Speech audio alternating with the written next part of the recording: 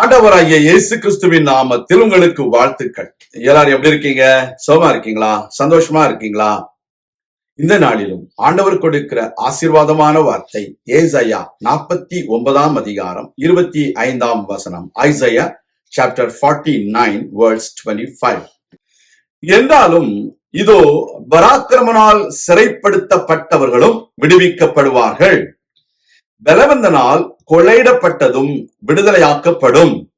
உன்னோடு வழக்காடுகிறவர்களோடே நான் வழக்காடி உன் பிள்ளைகளை ரட்சித்துக் கொள்ளுவேன். அருமையான தேவனுடைய பிள்ளைகளே, இந்த உலகத்துல பராக்கிரமசாலிகளுக்கு முன்பதாக தேவனுடைய பிள்ளைகள் நிற்பதற்கு பயப்படுகிறார்கள்.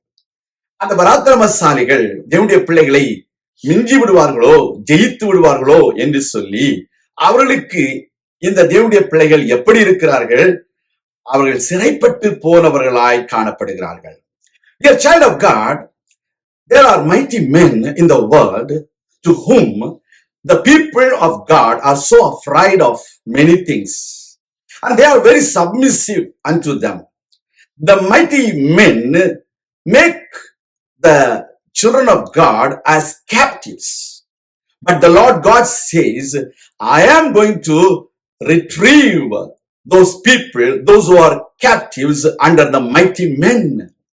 The word of God is very clear. Not by might nor by power, but by my spirit, says the Lord. So there might be people who are mighty for the sight of the human beings, but in the sight of God, these mighty men are tiny people. So you are child of God. God is going to retrieve you from the captivities of the mighty men. Secondly, the word of God says there are terrible people around you. They do terrible things against God's people. அதனுடைய பிள்ளைகளே, பலவந்தர்கள் இருக்கிறாங்க.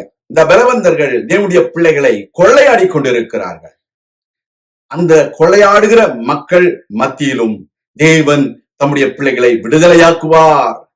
God is going to free those people, those who are under the terrible people. The terrible people are doing terrible things, but the Lord God is going to bring them down and release all the people of God, those who are under their prey. மூன்றாவது ஆண்டவருடைய வார்த்தை சொல்கிறது, உன்னோடே வழக்காடுகிறவர்களோடு கூட நான் உனக்காக வழக்காடுவேன், உன்னுடைய பிள்ளைகளை ரட்சித்துக் கொள்ளுவேன். The Lord God is going to contend with those who contends against you.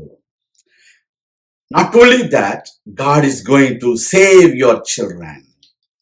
You may not have a right person to intercede for you, but the Holy Spirit is going to intercede for you. And he is going to save you and your children from the people, those who are accusing for no reason.